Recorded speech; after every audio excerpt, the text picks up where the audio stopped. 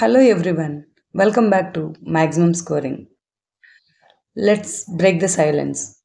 Let's talk about the controversial bits on CBSE board exam which was conducted on 25th February.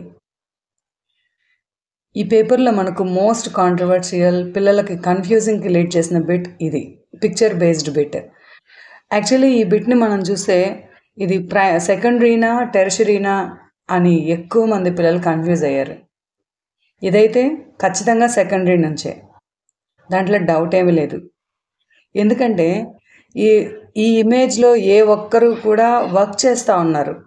ఇది shop కాదు, shop ambience లేదు. కాకపోతే ఇక్కడ controversy ఎక్కడొస్తుంది అంటే ఈ పిక్చర్ అసలు ఎక్కడుందో తెలుసా? Globalisation and the Indian economy అనే లెసన్ నుంచి ఉంది, 4th chapter.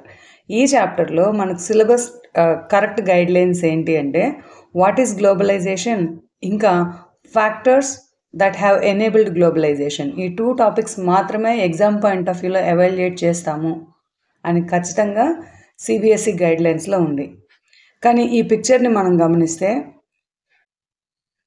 Impact of globalisation on India అనే టాపిక్లో ఇక్కడ ఉంటుంది. ఇది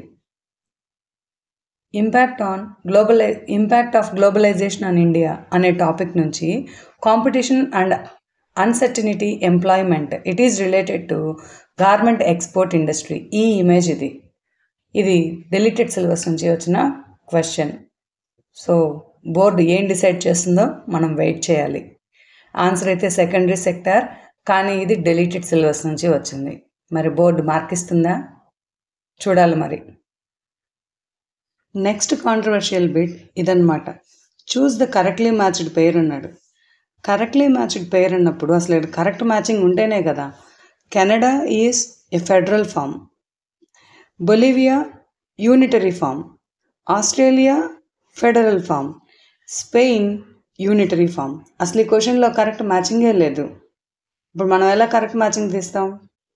సో ఈ బిట్ రాంగ్ అన్నట్టు. మరి బోర్డు 2 మార్క్స్ యాడ్ చేస్తుందా లేదా అని వెయిట్ చేయాల్సిందే.